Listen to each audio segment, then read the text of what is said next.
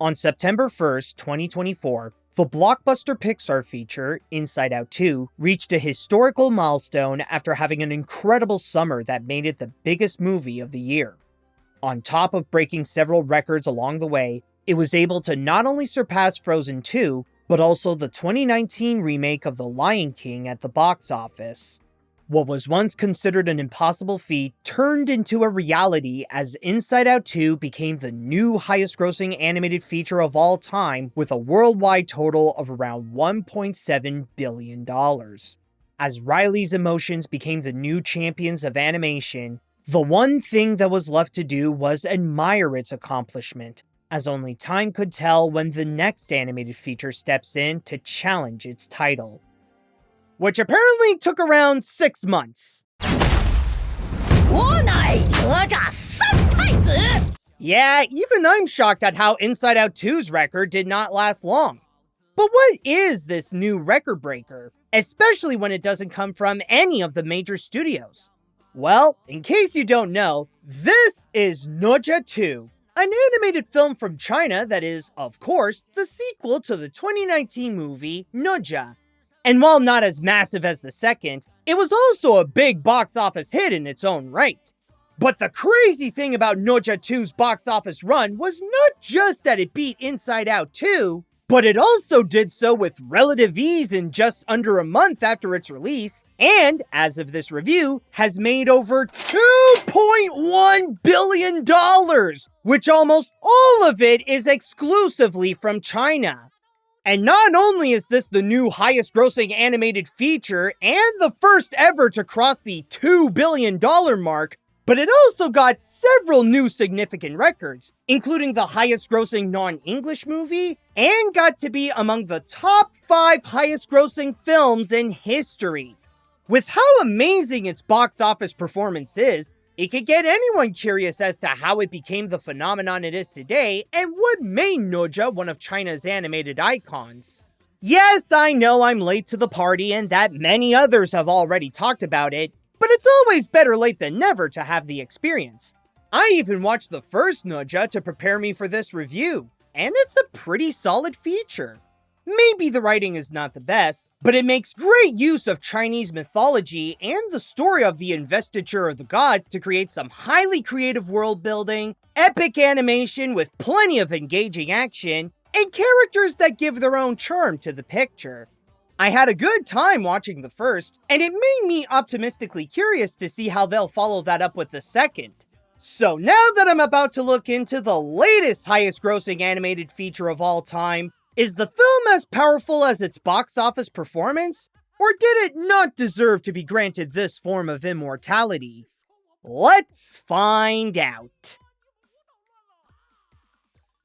The story. Continuing the events of the first, the sequel is about resolving an issue that the two leads, Ne Zha and Ao Bing, started with here. And that's the fact that they're just souls without a physical body. Ne Zha was able to get his thanks to the help of his mentor Tai Yi, but Ao Bing wasn't as lucky, where his new body got destroyed after a big battle to protect the village of Chengtong Pass. So, in order to restore it, after making a deal with his tough father Ao Guang so that he wouldn't take down the village, Ne Zha sets off to take on the trials of the immortal leader of the Chan sect, Wei Long, in order to earn a special potion that is the key to restoring Ao Bing's body, all while he has to share the Demon Boy's physical form in the meantime. As I mentioned before, one of the strongest elements of the first is the world building.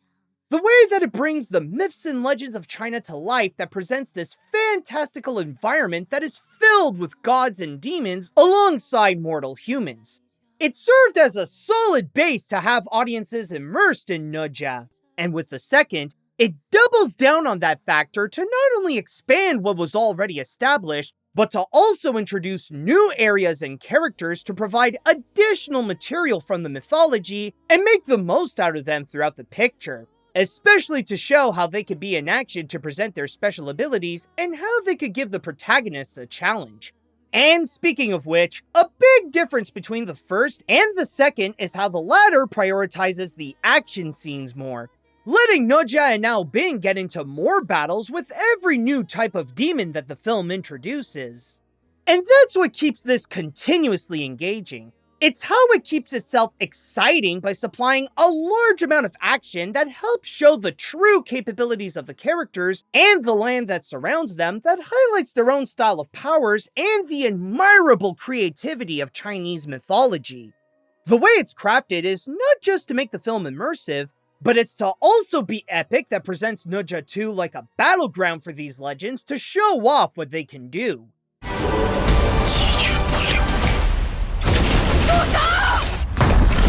But of course, this is not always about the action. It still remembers that this is primarily about two friends trying to help each other with getting their bodies back in full form.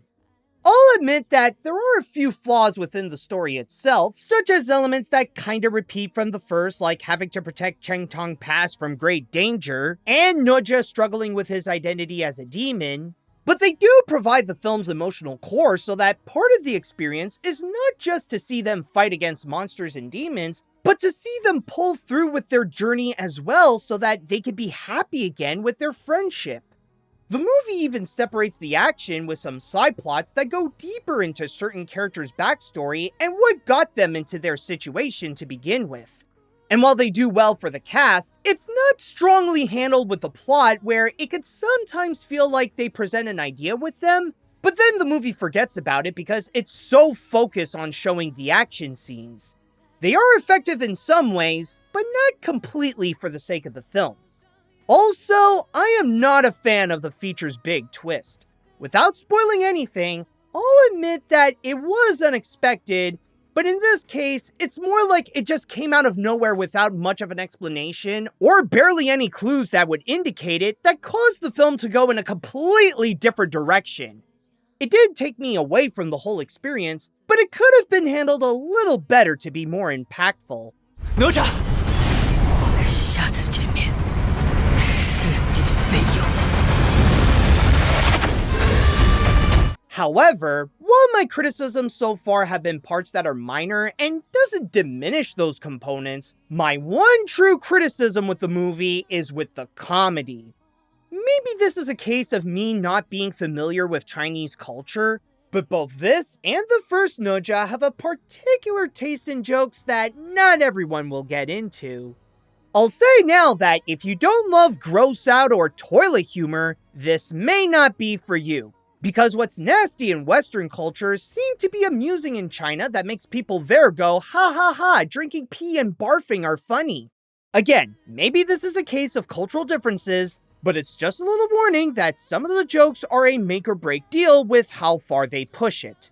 But despite not being perfect, I still think that Ne Zha 2's story is great. And the best proof of that is the film's running time.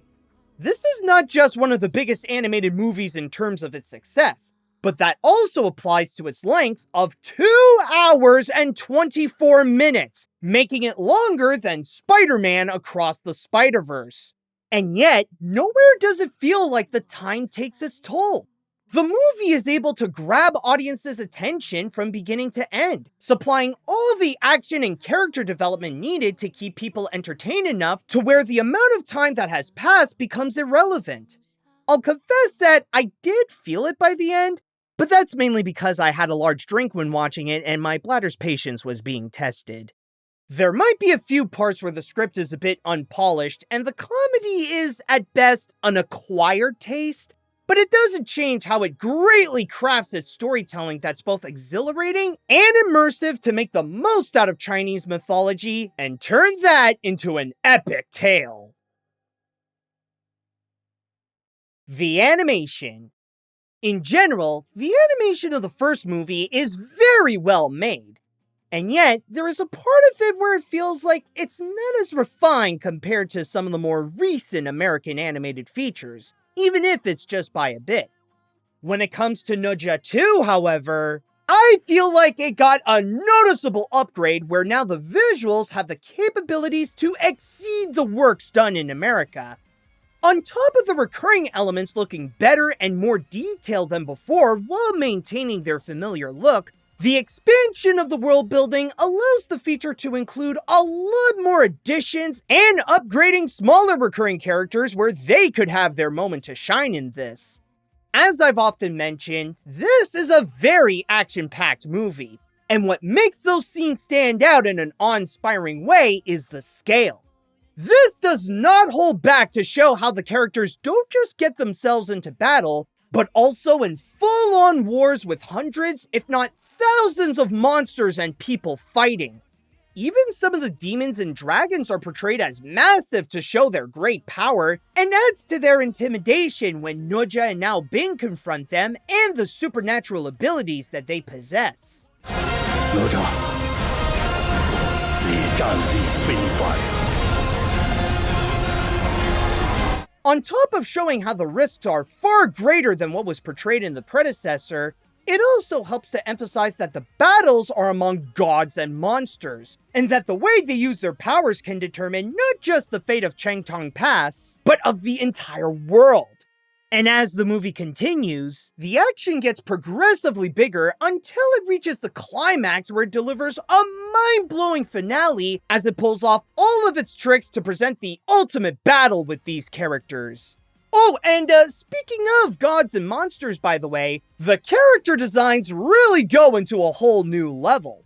They were already proven strong with the characters that they made in the first, but this one includes so many new demons that present more of the capabilities of what the Ne Zha movies can do with these Chinese myths. From all the underwater creature warriors that comprise the Sea Clan, to the wide variety of dragons and the Dragon Kings of the Four Seas, to the demons that are shape-shifting anthropomorphic animals, to the immortal beings that are high-ranking members of heaven, to a whole village of marmots. And no joke, they even included this guy.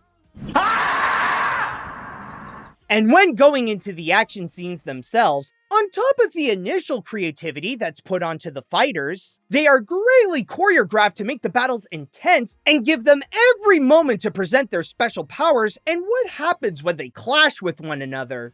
Even the details of what happens add so much to their abilities and the pacing of the action, such as the effects that really go all out with the natural elements and how some characters are able to control them for their moves, and the use of slow-mo shots to highlight the close calls or the blows that the enemies face. But since we're still on the subject of the action, I also want to include how the score by Rock Shen does well to add onto the intense mood. It reflects well on the large scale that the movie is going for with its use of a big orchestra while staying true to its national roots.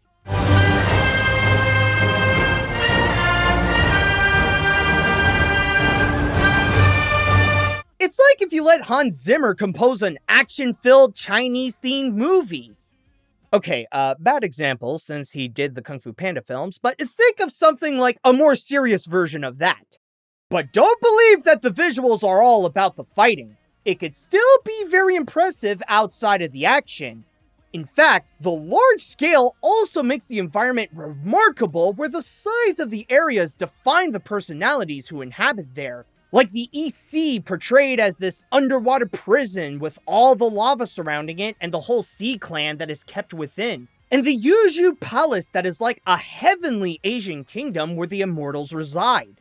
Also, the character animation can be great to give strength to the emotion of the characters and have their mood resonate with the scenes, along with showing how some characters like Ne Zha and Tai Yi can be dynamic with their poses for some comedic effect.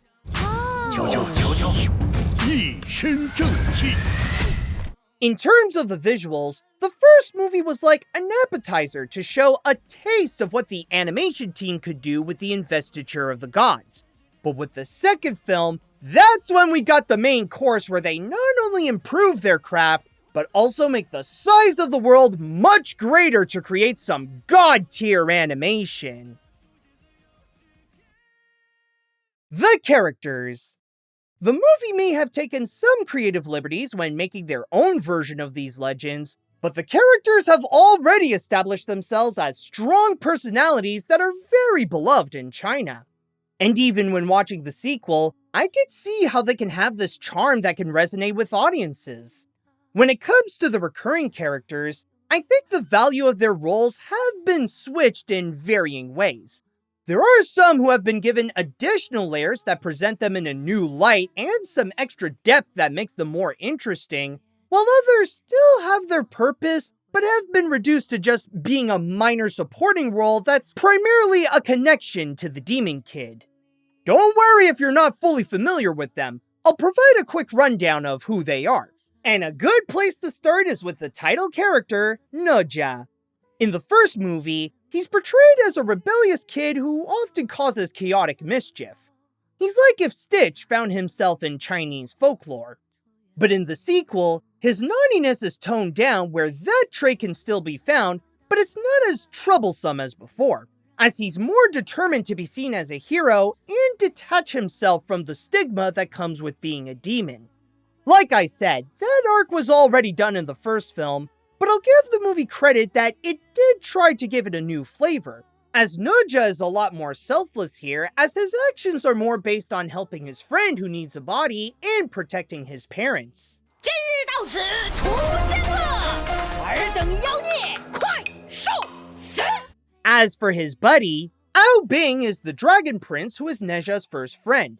And as he tries to do what he can when staying in his body, he also wants to look out for Ne Zha to make sure that he's okay while they go and complete the trials.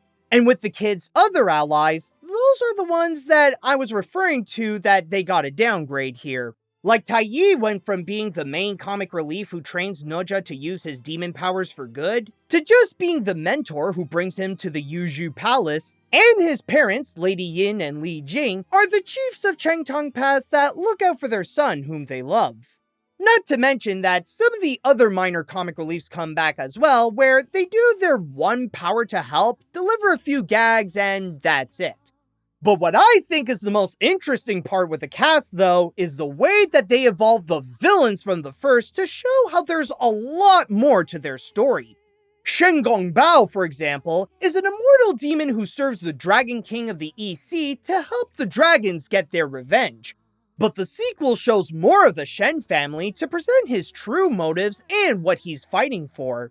Despite previously established as an evil henchman, the movie reveals how he does have a heart now that his younger brother and father are directly involved in this situation. As for the mentioned Dragon King, Ao Guang's main priority is to have his son, Ao Bing, back after initially thinking that he's gone. And as much as he seeks justice for the dragons after being locked up by the heavens, he prioritizes being a father more so than wanting revenge. 我儿若死了，全陈塘关都得陪葬。 And with the new characters, there's Wei Long, the head of the Chant sect who gives Ne Zha the trials to prove his worthiness of being an immortal, and the new villains, the three other Dragon Kings and Queen, who have their own agenda to get themselves out of their prison and willing to serve the most powerful being who could set them free. Does this have the strongest group of personalities in a movie? Maybe not. Especially when most of them are interesting with how they fight more than with who they are. Then again, that doesn't change that they are still solid characters nonetheless, and are capable of delivering some powerful emotional moments that add some meaningful drama to the picture. Sure, they carry a lot of cool abilities with them, but they also have a lot of heart to give.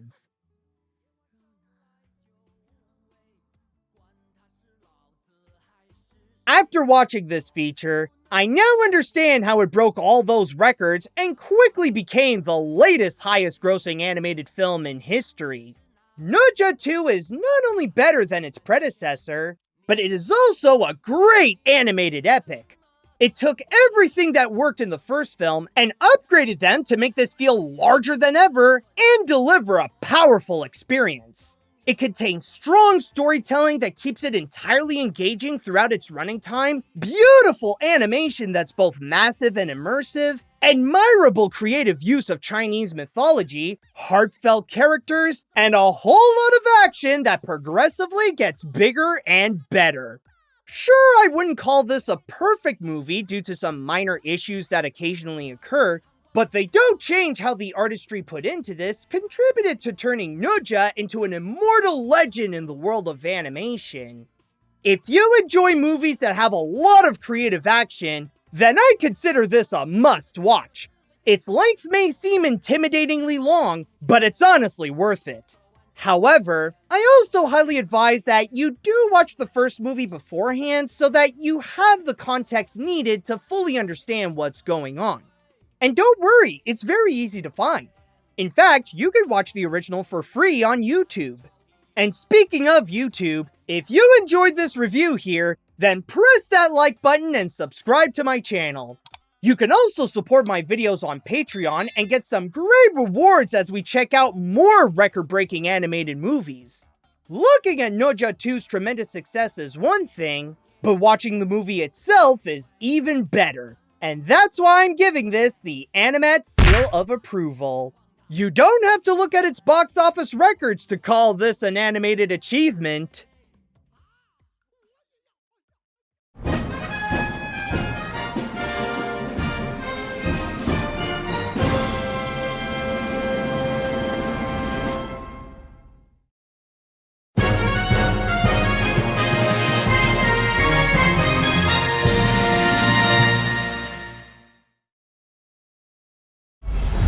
Xiao 夜弑魔，那又如何？